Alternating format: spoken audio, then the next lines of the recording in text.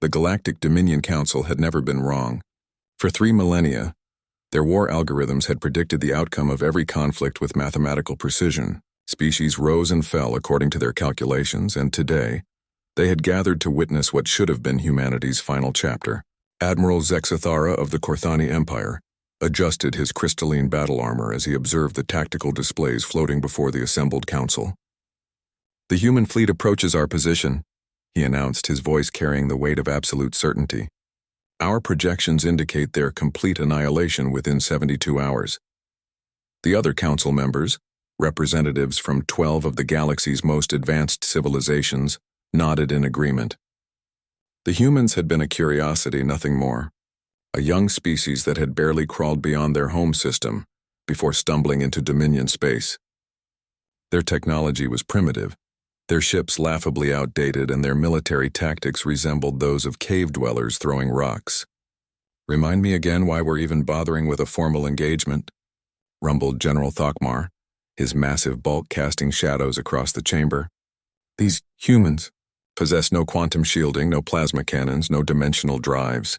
They still use projectile weapons for the void's sake." High Counselor Veltara, her ethereal form shimmering with contained energy, pulled up the human fleet schematics. "Intelligence suggests they call their vessels battleships and carriers," she said with barely concealed amusement. "Crude metal constructs propelled by chemical rockets. Their largest vessel masses only 2 million tons, smaller than our escort frigates." What none of them knew was that 2 humans aboard the approaching fleet had spent months preparing for this exact moment. Captain Adnan Malik stood on the bridge of the UES Defiance, humanity's flagship, his dark eyes fixed on the massive alien armada ahead. The enemy formation stretched across space like a wall of stars.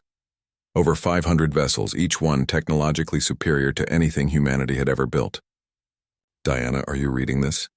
He spoke into his comm unit, knowing his words were being transmitted to the UES Prometheus, humanity's experimental research vessel positioned at the fleet's rear. Dr. Diana Chen's voice crackled back through the static. "I see them, Adnan. My God, there are so many." She paused, then her tone shifted to something harder, more determined. "But remember what we discovered on Kepler 442b. Remember what the ancients left behind." Adnan smiled grimly. 3 months ago, Diana's archaeological team had uncovered ruins on a dead world, structures that predated every known civilization by millions of years. Among the artifacts was a single piece of technology that had changed everything. A quantum resonance amplifier that could turn any energy source into a devastating weapon. The catch was that it only responded to what the ancient texts called the fire within, something the translator AI had struggled to interpret until Diana realized the truth. It wasn't referring to plasma or fusion energy. It was referring to something far more primitive and infinitely more powerful: human emotion. "All ships, this is Admiral Harrison," came the voice over the fleet comm. "Enemy vessels are hailing us. Patching through now." The viewscreen flickered, revealing Admiral Zexithara's reptilian features. "Humans," he spoke, his voice dripping with condescension. "You have entered Dominion space without authorization. Surrender now and your deaths will be swift." Adnan stepped forward. "This is Captain Malik of the United Earth Fleet. We're not here to surrender. We're here to talk." Zexithara's laugh was like breaking glass. "Talk? Your primitive vessels are outnumbered 50 to 1. Our shields could deflect your weapons indefinitely. What could you possibly have to discuss?" "Just this," Adnan replied calmly. "You made one critical error in your calculations. Impossible. Our war algorithms are flawless." Diana's voice came through clearly now, broadcast to both fleets.